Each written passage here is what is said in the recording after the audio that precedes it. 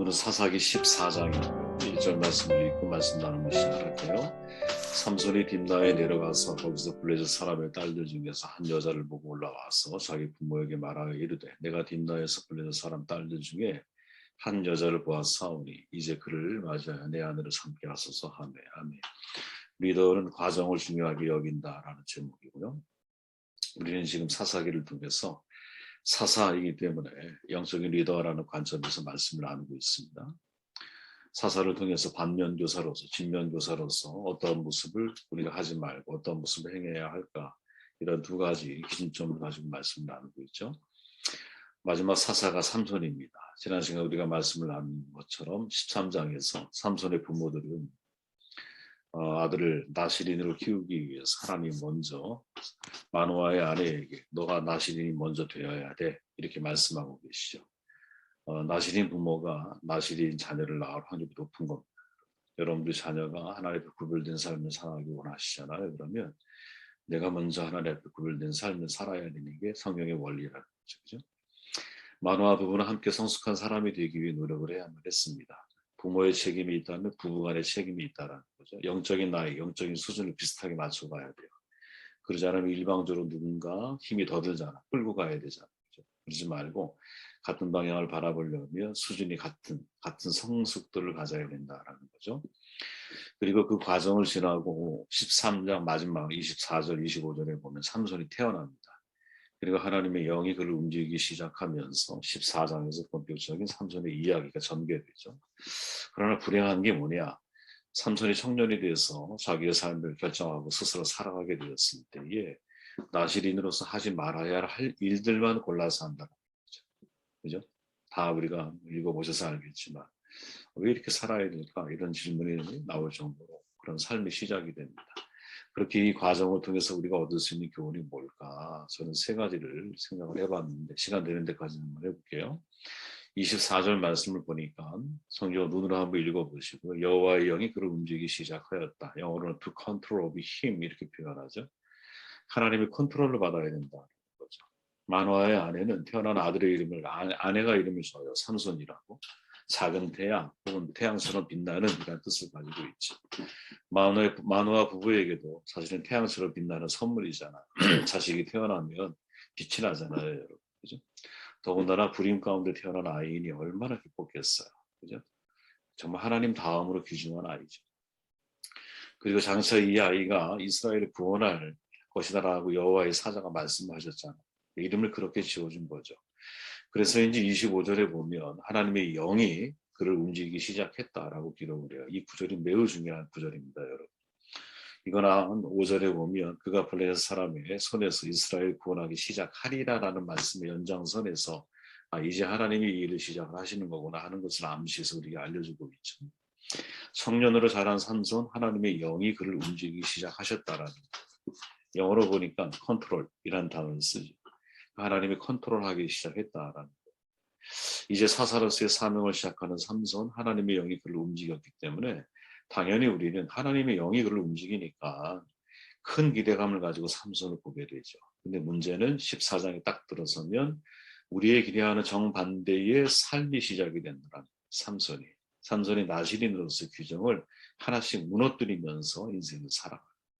블레셋으로 내려가죠. 내려가서 딥나의 지역에 여인을 또 취하려고 하죠. 돌아오는 길에 부정한 것을 먹죠. 그리고 불의한 일을 너무나 쉽게 사실은 이 삼손이 생각할 수 있는 사람이 되었다라는 거예요. 그렇다면 질문하지 않을 수가 없죠. 하나님의 영이 그를 움직이기 시작하셨다라는 표현을 어떻게 우리가 이해를 해야 할까? 보통 우리가 이 말을 들을 때는 하나님의 감동으로, 성령의 감동 주심으로 올바른 삶을 살아가고 능력 있는 삶을 살아가는 것을 기대하잖아요. 근데 하나님의 영이 움직이기 시작했는데 삼손은 정반대의 길을 걸어가고 있다라는 것이죠. 그러니까 실제적인 의미가 부정적인 거예요.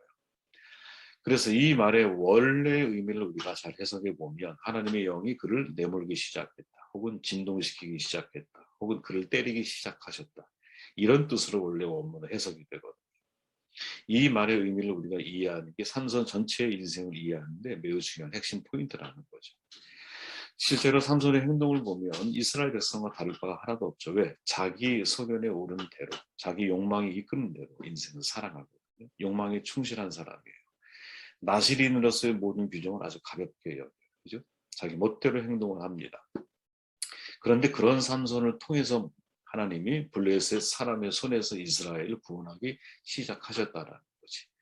바로 그것을 알려주고 있는 구절이 하나님의 영이 그를 컨트롤하기 시작했다라는 표현 속에서 우리가 깊이 묵상해야 할 아주 핵심 내용이라는 거예요. 자기 소견에 오른 대로 자기 욕망이 이끄는 대로 행동하는 삼손을 통해서 이스라엘을 블레셋의 손에서 구원하시기 위해서 하나님의 영이 그를 컨트롤했다? 도대체 이 말이 여러분도 이해가 되십니까?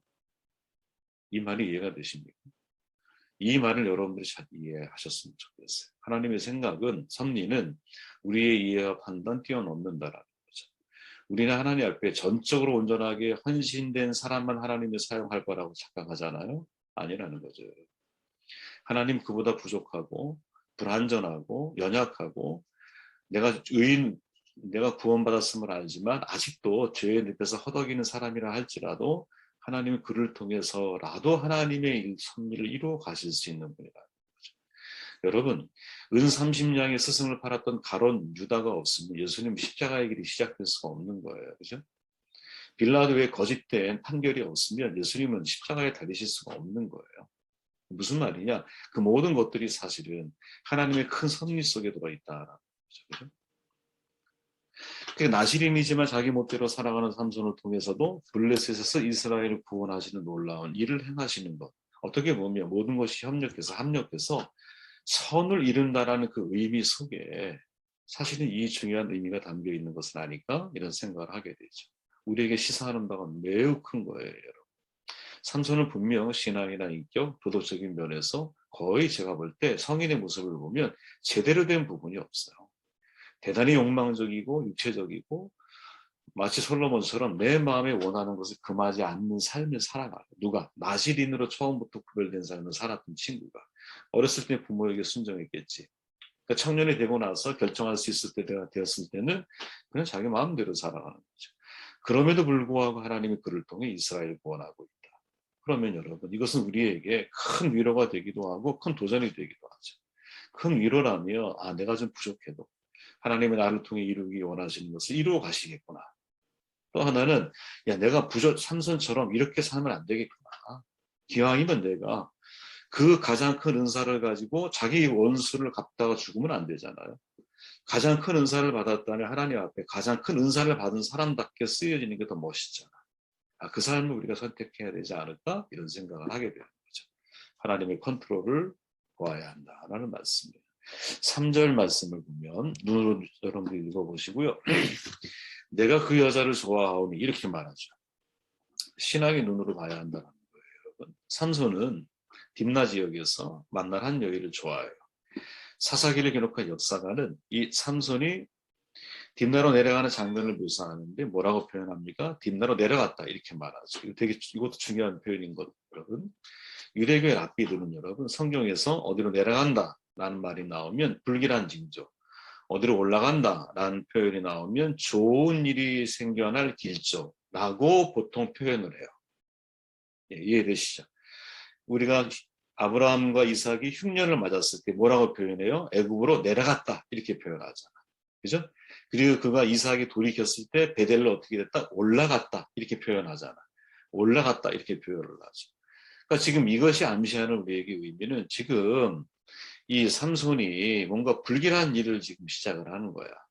불안한 일을 지금 시작을 하고 있다라는 거예요. 그렇죠? 여인을 만났는데 삼손이 뭐라고 표현합니까? 내가 그 여자를 좋아합니다. 이렇게 표현을 해요.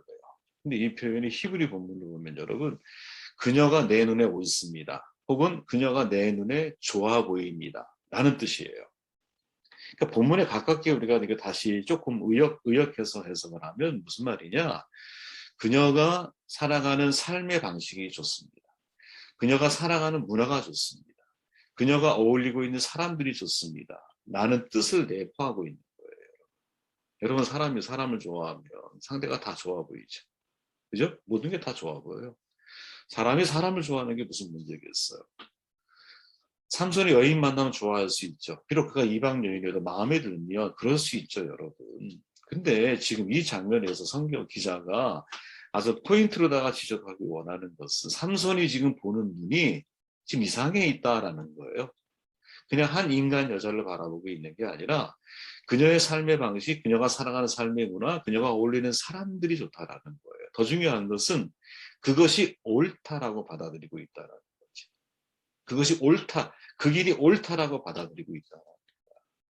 그 사람을 좋아하는 차원을 넘어서서 그 사람이 살고 있는 지역, 삶의 방식, 문화, 그와 함께하고 있는 사람들, 이 모든 것이 좋을 뿐 아니라 옳다라고 생각을 하고 있다라는 거지. 사사기 기자는 여러분 끊임없이 하나님의 눈을 강조하거든요. 이스라엘 사람들이 악을 행했는데 그렇지 않았는가의 기준이 하나님의 눈으로 보았을 때 보시기에 악한가, 악하지 않은가, 이걸 항상 강조해요. 그러면 하나님의 눈에 상반된 게 뭐예요? 반대측에 있는 게 사람의 눈이거든요. 그러면 사람의 눈이 어떨 때 악하냐? 하나님의 눈으로 세상을 보지 못할 때 악하고 잘못된 길로 흘러가는 거지. 자, 여러분, 세상의 길이 있고 그리스도의 길이 있다고 가정해 보세요. 그죠? 세상의 길이 여러분 더 좋아 보입니까? 그리스도의 길이 더 좋아 보이십니까? 여러분 생각할 때. 여러분 이 사회가 지금 흘러가고 있는 문화가 더 옳아 보이십니까? 아니면 성경이 우리에게 제시하고 있는 길이 더 옳아 보이십니까? 여러분 세상은 끊임없이 정말 상위 5%의 사람들이 95%의 부를 누리고 살아가면서 끊임없이 가난을 생산해내고 끊임없이 약육강식의 세상을 만들어가고 끊임없이 만문이 최고라고 말하는 세상 속에 사람들을 노출시켜 놓거든요. 근데 이게 여러분 옳게 보이십니까? 그래서 나도 모르게 맹목적으로 내가 그 삶을 따라가도록 만드는, 그게 좋게 보이게 만드는 것을 여러분 이걸 당연하게 지금 받아들이고 있다 이거지. 지금 삼손이 그 문제에 직면해 있다라는 거죠. 그냥 한 여인을 좋아하는 게 아니에요. 그녀의 삶의 방식, 그의 어떤 문화, 그가 함께하고 있는 사람, 이게 좋은 거지. 생각의 출발은 관찰이거든요, 여러분. 사회학자 리턴 리스베이션 생각의 지도라는 책에서 그런 말 하잖아요. 생각의 출발이 관찰이다. 관찰은 여러분 감각적인 지식이거든요. 오감을 통해서 정보를 얻는다라는 거야. 무엇을 보고 무엇을 듣고 또 무엇을 느끼고 무엇을 맛보고 무엇을 냄새 맡는가에 따라서 생각이 형상화되고 그것을 말하고 행동한다라는 거지.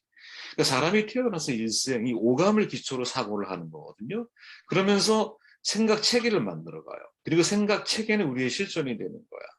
그러니까 이 사고 체계가 조심해야 할 게 뭐냐면 우리의 절대적인 예수 믿는 우리들에게 있어서는 이 오감, 즉 감각기관에 의해서 체험되어지는 게 절대적인 가치가 되면 안 된다. 지역마다 여러분 감각이 다르잖아요. 그러니까 문화가 다르고 받아들이고 생각하는 게 다 다를 수밖에 없는 거예요. 동양인의 사고와 여러분 서양인의 사고가 다르잖아요. 우리는 우리 자신을 내세우는 걸 별로 안 좋아해요. 서양인들은 요만큼 잘해도 이만큼 잘한 것으로 생각하는 대단히 긍정적인 자아상을 가지고 있어요. 그죠? 내가 어디에서 태어나 어떻게 어떤 사람을 만나고 무엇을 고민하고 어떤 대화를 나누고 이런 모든 것들 속에 나의 정체성을 찾아가는 어떤 생각의 체계가 생각의 지도가 만들어진다라는 거죠. 그 속에서. 그죠? 그러나 여러분 성경이 말하는 생각은 여러분 인간에게서 오감에서 오는 게 아니에요. 성경을 인간의 생각은 하나님부터 와요. 왜? 인간은 영적인 존재였기 때문에. 하나님의 형상과 하나님과 연합되어져 있는 존재였기 때문에. 그래서 인간의 생각은 하나님의 생각과 처음에 일치되어져서 태어난 거야.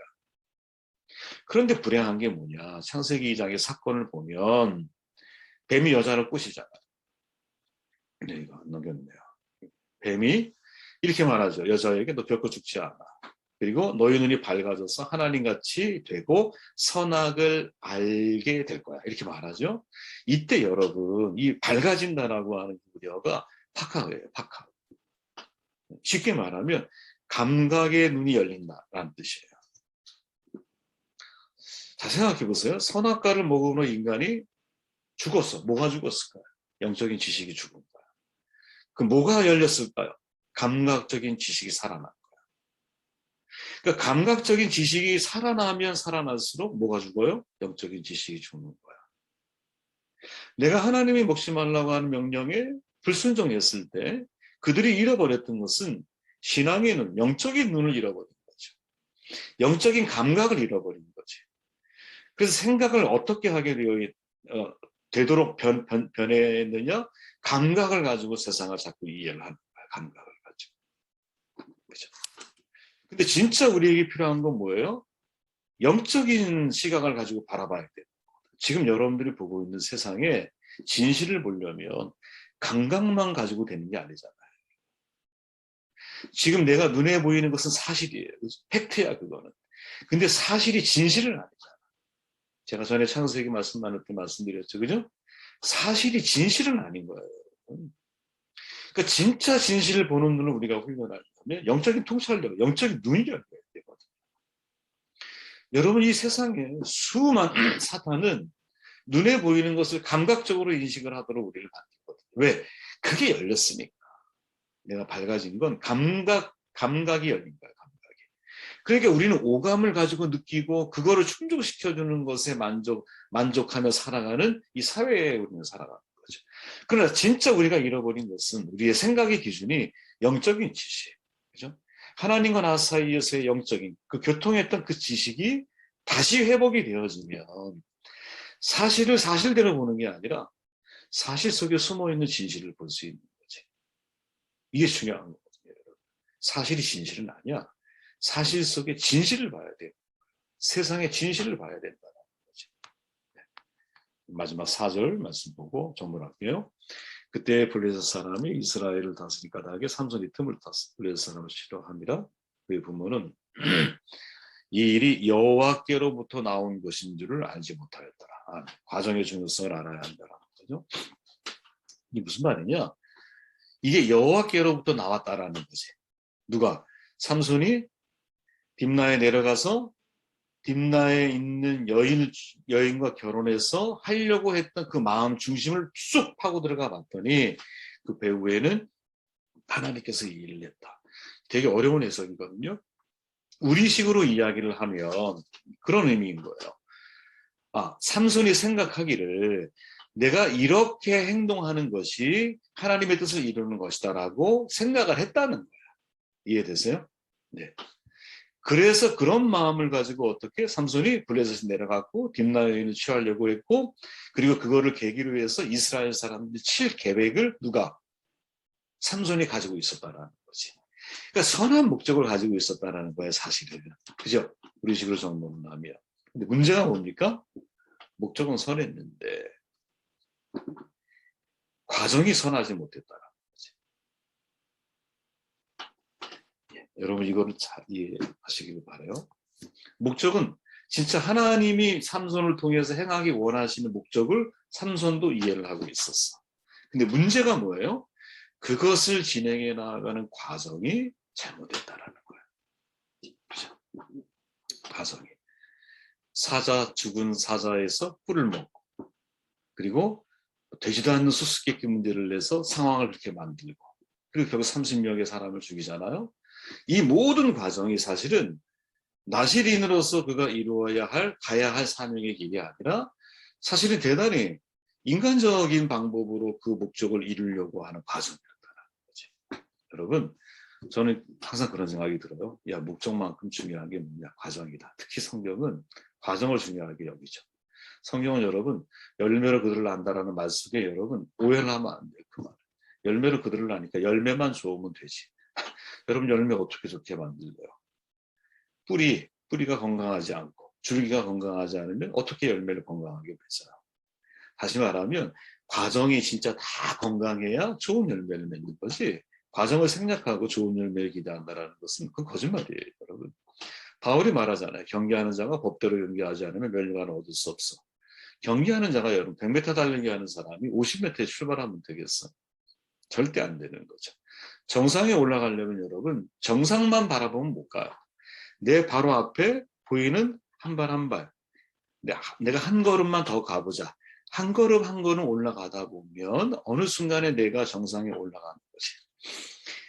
과정은 여러분, 하나님이 우리를 바라보실 때 내가 어떤 목표를 이루어가는 과정 속에서 과정이 나쁜데 결과를 가지고 하나님이 우리를 뭐랄까요? 쓰신다? 저는 이거는 되게 우리가 인간적인 방법이라고 저는 생각하고요.